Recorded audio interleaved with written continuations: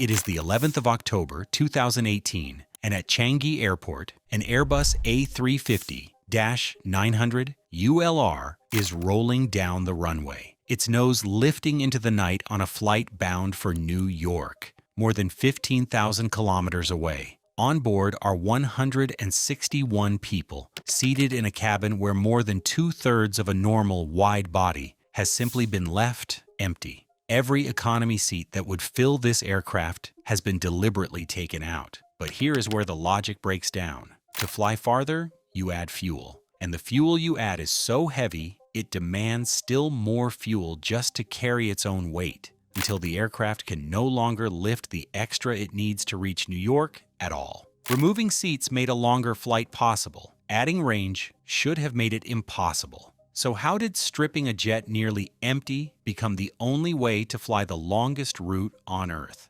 Somewhere on those early flights, tucked beside one of the exit doors, Singapore Airlines installed a discreet locker long enough to hold a human body, with straps to keep it still through turbulence and landing. It was designed for the rare event of a passenger dying over the open ocean, where the aircraft could not simply divert and land. That single detail tells you everything about the machine that started this story. In 2004, Singapore Airlines launched a non-stop service between Singapore and the New York area, flying to Newark, and it was the longest scheduled commercial flight in the world, earning a place in the record books. The aircraft was the four-engined Airbus A340-500, and the promise behind it was enormous. This route linked two of the fastest-growing financial hubs on the planet, and it did so without a single stop, saving business travelers around 4 hours over any connecting alternative. Those travelers were the most valuable passengers in all of aviation, flying on tickets their employers happily paid for. By 2008, the airline leaned all the way into that logic, tearing out the mixed cabin and refitting the jets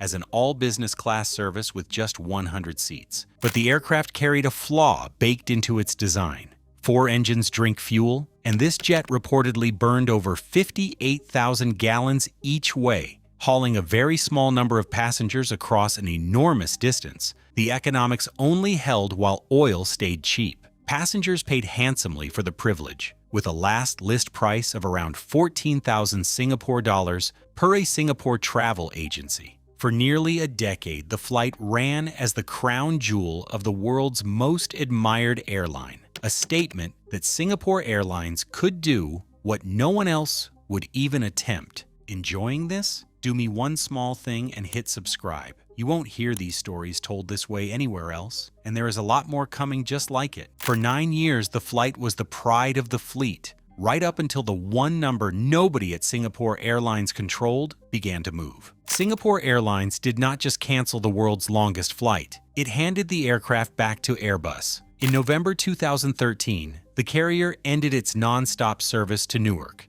and weeks earlier it had already closed the equally long run to Los Angeles. The demand had never been the problem. The problem was a single number that no airline on Earth could control. Through the late 2000s and into the following decade, the price of oil roughly tripled compared to where it had sat when the route launched. On a 4-engine jet carrying only 100 premium passengers, fuel cost swallowed even the richest fares. Analysts put it in blunt terms. The plane burned a great deal of fuel and carried very few people, and it simply no longer made sense to keep it flying. So the airline did the math and walked away. As part of a wider deal with Airbus, all 5 of its A340-500 jets were returned to the manufacturer, swapped toward A380 Super Jumbos, and a future fleet of more efficient twin-engined aircraft. Think about what that meant. To escape the route's economics, Singapore Airlines gave up the only aircraft it owned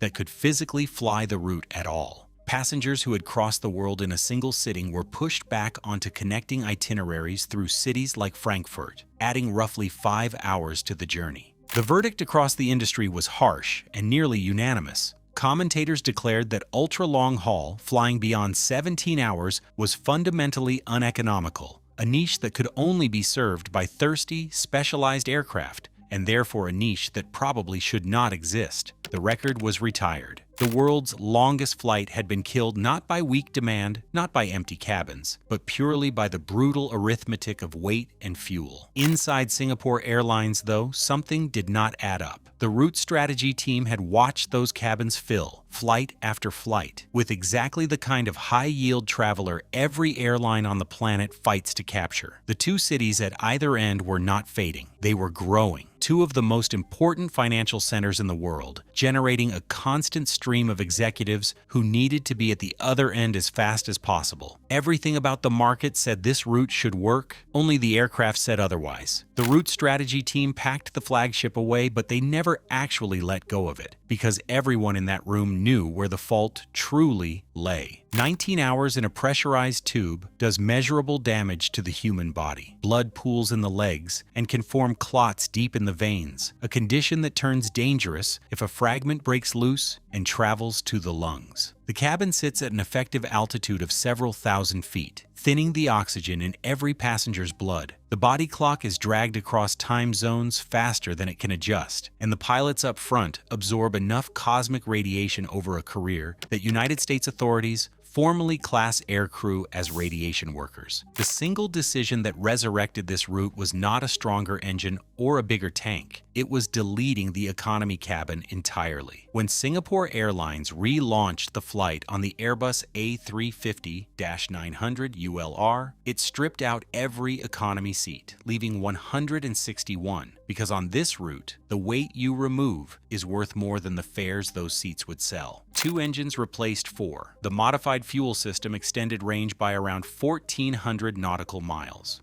and the arithmetic that killed the old flight finally closed. The airlines could not shorten the flight, so they engineered the inside of it instead. Qantas, chasing its own ultra-long-haul ambitions, ran research flights in 2019 with the University of Sydney's Charles Perkins Centre, wiring up volunteers to test calibrated lighting, timed meals, movement, even reduced alcohol, all aimed at resetting the body clock in the air. Then, in February 2022, Russia's invasion of Ukraine closed off the airspace this route had relied on, forcing a redrawn path that pushed block times past 19 hours on an aircraft already flying at the very edge of its range. Singapore had proved the limit could be pushed, and on the other side of the world, another airline was already quietly measuring how much further it would go. That successor is already being built. Qantas has named its plan Project Sunrise,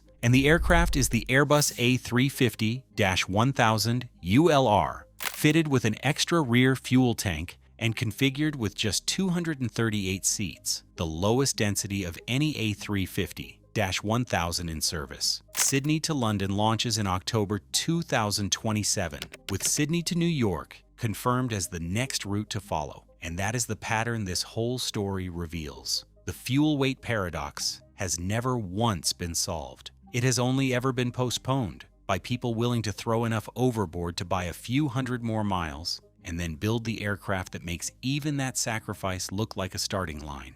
Thank you for watching. If you want another story right now, there is one waiting for you on your screen. And if you enjoyed this one, subscribe so you never miss the next.